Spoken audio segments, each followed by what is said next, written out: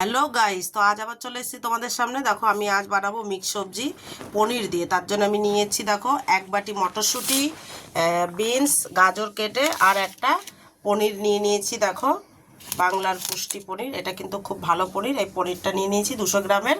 তো চলো দেখা যাক সবজিটা আমি করে নিই, দেখতে থাকো।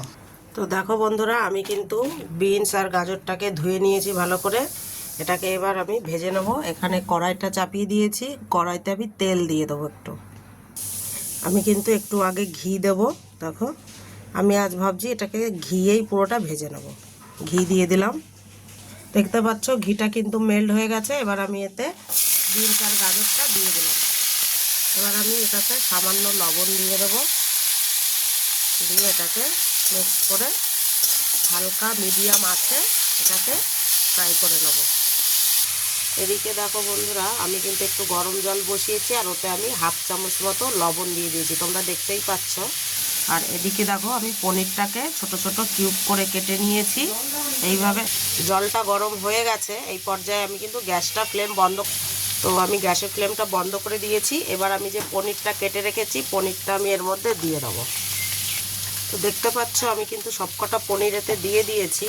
তোমরাও কিন্তু এভাবে দিয়ে এটাকে 2 থেকে 3 মিনিট এরকম উষ্ণ গরম জলে অল্প লবণ দিয়ে রেখে দেবে। এতে কি হবে, পনিরটা খুব সফট হবে, খাওয়ার সময় একদম নরম তুলতুলে থাকবে। তো এটাকে আমি 2 থেকে 3 মিনিট রেখে দেবো।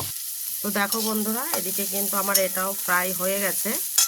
আর এবার আমি এর মধ্যে দিয়ে দেবো, দেখো আমি মটরশুঁটি ধুয়ে নিয়েছি, মটরশুঁটিগুলো দিয়ে দেবো। আর 4 থেকে 5টা কাঁচা লঙ্কা দিয়ে দেবো। দিয়ে এটাকে আমি এবার আরেকটু ফ্রাই করে দেবো।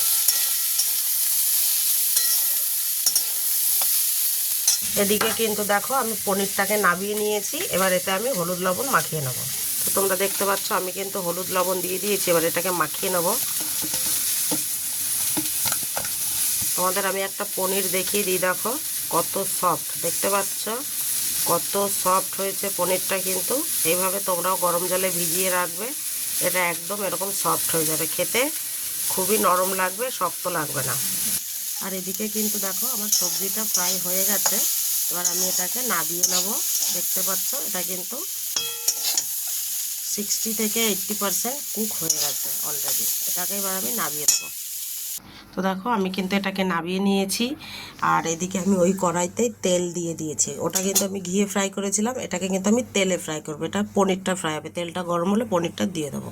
তো তোমরা দেখতে পাচ্ছ তেল থেকে কিন্তু ধোঁয়া উঠছে, মানে তেলটা গরম হয়ে গেছে। এবার আমি পনিরগুলোকে সব এতে দিয়ে দেবো। পনিরগুলোকে আমি সব ভালো করে ফ্রাই করে দেবো তেলে। তো দেখো আমি কিন্তু পনিরটাকে ভেজে নিচ্ছি এরকম লাল লাল করে, তোমরা দেখতে পাচ্ছ। পনিরটাকেও কিন্তু বেশি ফ্রাই করা যাবে না, তাহলে কিন্তু পনিরটা আবার শক্ত হয়ে যাবে। এই জন্যে এবার আমি পনিরটা ফ্রাই হয়ে গেছে, আমি এটাকে নামিয়ে দেবো। পনিরটাকে আমি নামিয়ে দিয়েছি, ওতে দিয়ে দেবো আমি একটা ছোট্ট তেজপাতা আর একটু গোটা জিরে। এটা ফ্রাই হলেই আমি সবজিটাকে দেব। তো দেখতেই পাচ্ছ তেজপাতা জিরেটা ফ্রাই হয়ে গেছে। আমি ভেজে রাখা সবজিটা দিয়ে দেবো এতে। সবজিটা দেওয়ার পরে এতে দিয়ে দেবো লবণ। লবণটা কিন্তু ভেবে চিন্তে দিতে হবে, যেহেতু আগে আমরা একবার লবণ দিয়েছি ফ্রাই করার সময়, আর পনিরটা তো ভাজার সময় লবণ দিয়েছি। এবার দিয়ে দেবো হলুদ, আর দিয়ে দেবো একটু জিরের গুঁড়ো,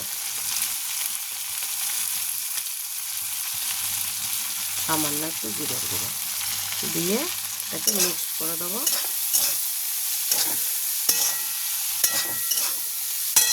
এতে দিয়ে দেবো সামান্য একটু জল, দিয়ে এটাকে ভালো করে মিক্স করে নেবো, জলটা শুকানো অবধি। দেখো বন্ধুরা, জলটা কিন্তু শুকিয়ে গেছে আর তেল ছেড়ে দিয়েছে জল থেকে। এবার আমি এতে আরেকটু জল দিয়ে দেবো, সবজিটা সিদ্ধ হওয়ার মতো একটু জল দিয়ে দেবো। তোমরা কিন্তু এটা আলুও দিতে পারো, আমি আলুটা দিইনি, আমি এটাকে এভাবেই করব, তাই আলু দিইনি আজকে আমি। এবার এটাকে আমি ঢাকা দিয়ে দেবো। তো দেখো বন্ধুরা, আমি এই ঢাকনাটা সবে খুললাম। তো দেখতে পাচ্ছ দেখো গাজরটা সিদ্ধ হয়ে গেছে, এই দেখো বিনসও সিদ্ধ হয়ে গেছে। এবার আমি এর ভিতরে পনিরটা দিয়ে দেবো। পনিরটা দিয়ে এরকম করে সুন্দর করে মিলিয়ে দেবো। সবার লাস্টে একটা মেন জিনিস দেবো, চিনি, যেটা না দিলে তো সবজিটা পুরো অসম্পূর্ণ। এই চিনিটা দেওয়ার জন্য তরকারির স্বাদ আর টেস্ট দ্বিগুণ হয়ে যাবে। তোমরা দেখতে পাচ্ছ, এটাকে এভাবে দেবো। একটা দুটো পনিরও এরকম খুন্তি দিয়ে কেটে দিতে হবে, আরও বেশি টেস্ট হবে। তো দেখতেই পাচ্ছ বন্ধুরা, আমার কিন্তু সবজিটা রেডি। আমি এবার সবজিটাকে নামিয়ে দেবো। বন্ধুরা দেখো, আমি সবজিটা কিন্তু ফাইনালি নামিয়ে দিয়েছি। এর কিন্তু সেন্ট খুবই সুন্দর উঠছে, আর কালারটা দেখতেই পাচ্ছ একদম ওয়াও। তো এইভাবে তোমরাও বাড়িতে ট্রাই করে দেখো। খুবই সবজিটা মানে মিক্স সবজি, এটা খুবই সুন্দর লাগবে খেতে। আর তোমরাও বাড়িতে অবশ্যই বানিয়ে খেয়ে ট্রাই করে অবশ্যই লাইক কমেন্ট শেয়ার আর সাবস্ক্রাইব করতে একদমই ভুলবে না।